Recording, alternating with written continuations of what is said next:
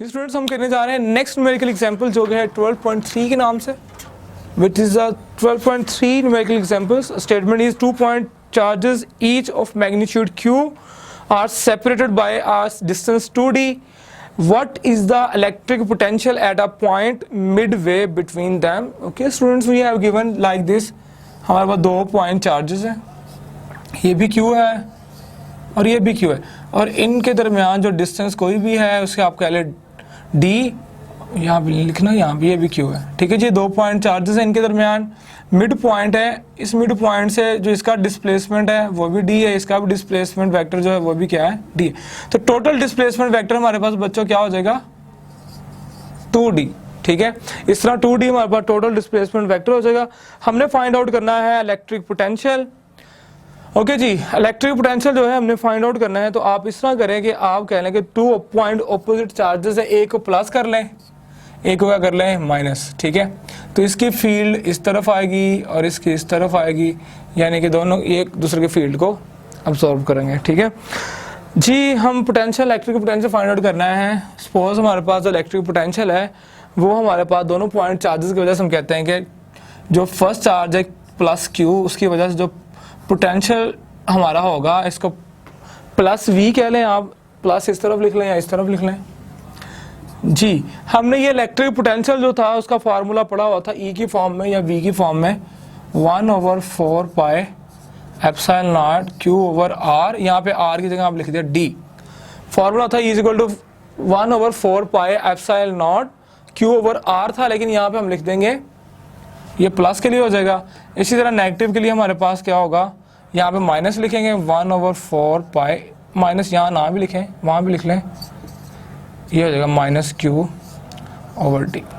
अब चूंकि ये दोनों जो है इक्वल मैग्नीट्यूड के, तो इनका इलेक्ट्रिक पोटेंशियल भी बच्चों क्या होगा, इक्वल ही होगा. इसलिए दोनों का इलेक्ट्रिक पोटेंशियल जो है वो इक्वल होगा, लेकिन इन्हें हम क्या करेंगे, सम करेंगे. दोनों का इलेक्ट्रिक पोटेंशियल सम अप होगा, इसलिए हमें 2d मिलता है. यानी कि हमारे पास जो टोटल इलेक्ट्रिक पोटेंशियल जो हमने फाइंड आउट करना है वो है v. तो v हमारे पास इक्वल आ जाएगा v प्लस v माइनस. ठीक है, इन दोनों के इलेक्ट्रिक पोटेंशियल को फाइंड आउट करने के लिए इनको सम अप करते हैं. 1/4 pi epsilon not q over d plus minus minus हो जाएगा, ये माइनस और ये प्लस जो है दोनों क्या कर देंगे, एक दूसरे प्लस माइनस माइनस हो जाएंगे, और ये आ जाएगा हमारे पास 1/4 pi epsilon not Q over t. जी आप देख सकते हैं कि इसमें हमारे पास ये दोनों टर्म सेम आ रही हैं और ये क्या हो जाएंगे, कैंसिल आउट, और ये इक्वल आ जाएगा किसके, 0 के. चूंकि दोनों की सेम मैग्नीट्यूड है लेकिन ऑपोजिट डायरेक्शन है, ऑपोजिट डायरेक्शन पर ऑपोजिट चार्जेस हैं सेम मैग्नीट्यूड के, तो ये एक पॉइंट के ऊपर आके क्या करेंगे, यहाँ पे एक दूसरे की फील्ड को कैंसिल आउट कर देंगे, जिसका मतलब है कि पोटेंशियल जो होगा यहाँ पे वो क्या हो जाएगा, 0 हो जाएगा. हम करते हैं अब नेक्स्ट न्यूमेरिकल एग्जांपल. हमारी जो नेक्स्ट न्यूमेरिकल एग्जांपल है वो है 12.4.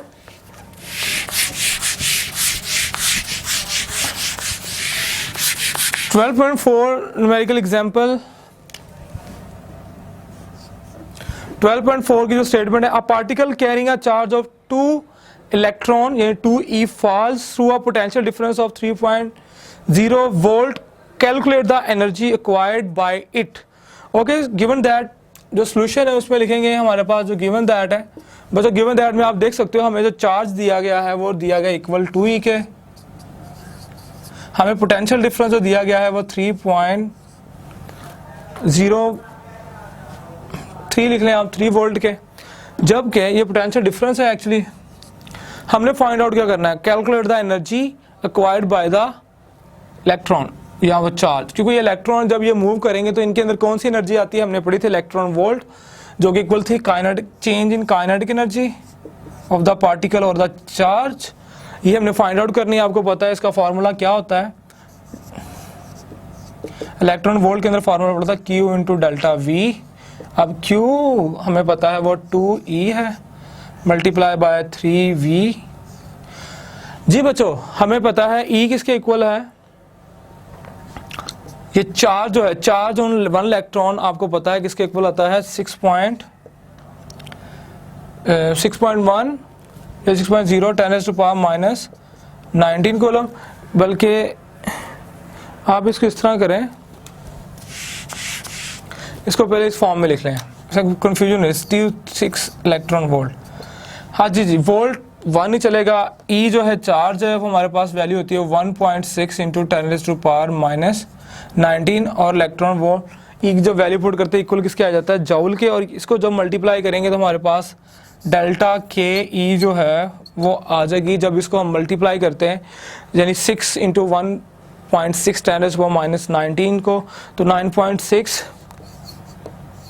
इंटू 10⁻⁻⁹ जूल के जो है इक्वल, ये हमारे पास वो एनर्जी जो है, ये पार्टिकल जो 2e पार्टिकल जो है ये एक्वायर्ड करेंगे जब ये मूव करेंगे।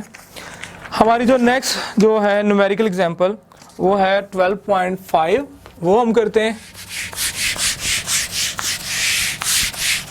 जी। 12.5 की स्टेटमेंट लिखते हैं पहले, स्टेटमेंट लिखने से पहले बल्कि पढ़ ही लेते हैं। इसकी स्टेटमेंट पढ़ने लगा हूँ। In Millikan oil drop experiment and oil drop of mass 4.9 10⁻⁻15 kg is balanced and held stationary by the electric field between two parallel plates. If the potential difference between the plates is 750 volt and the spacing between them is 5.0 millimeter mm, calculate the charge on the droplet. Assume G equals 9.8 metre पर second square, जो कि है हमारे पास gravitational acceleration. Solution इसका बच्चों लिखते हैं, solution में हम लिखेंगे जी, सोल्यूशन हमें जो गिवन दैट है, आप इसमें गिवन डाटा वो लिख लें। हमें मैस ऑफ ड्रॉपलेट m दिया गया है, हमें और क्या क्या दिया गया है, हमें पोटेंशियल डिफरेंस जो है आप v कह लें या डेल्टा v कह लें, जो मर्जी। इसके अलावा हमें स्पेसिंग दी गई है जो पैरेलल प्लेट के दरमियान, ये 3 चीज़ें गिवन है। मैस गिवन है 4.9 10⁻⁻31 -15 किलोग्राम, जबकि v जो पोटेंशियल डिफरेंस है वो गिवन था हमें 750 वोल्ट, और डी स्पेसिंग जो थी वो थी 5.0 मिलीमीटर। आपको पता है 1 मिलीमीटर 10⁻³ मीटर होता है, तो 5 इंटू 10⁻³ मीटर। जी फाइंड आउट क्या करना था, फाइंड आउट करना था कैलकुलेट द चार्ज। हमने जो है चार्ज जो है वो फाइंड आउट करना है। तो बच्चों हमने फार्मूला, बहुत ही आसान फार्मूला निकाला था। वो कौन सा फार्मूला था, वो था Q is equal to mg/d/v।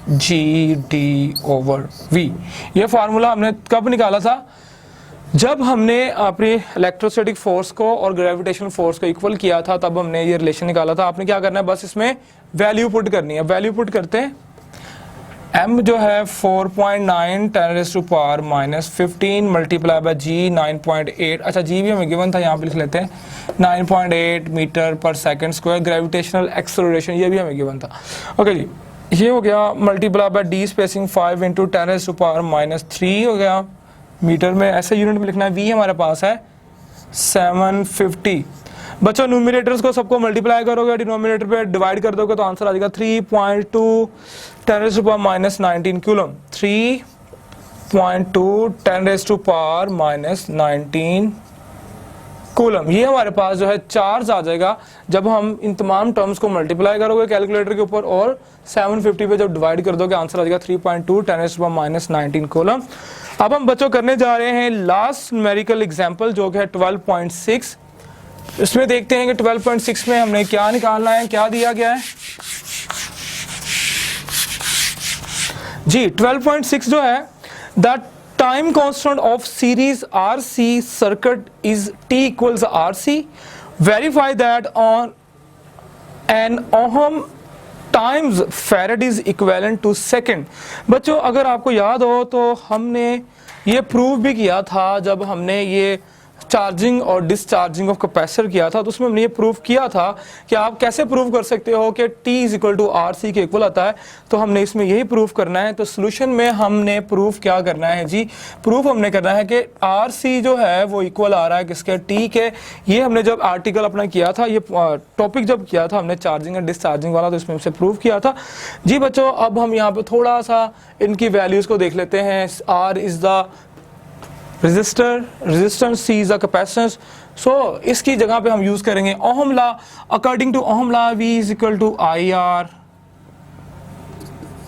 तो R हमारे पास इक्वल आ जाएगा V/I।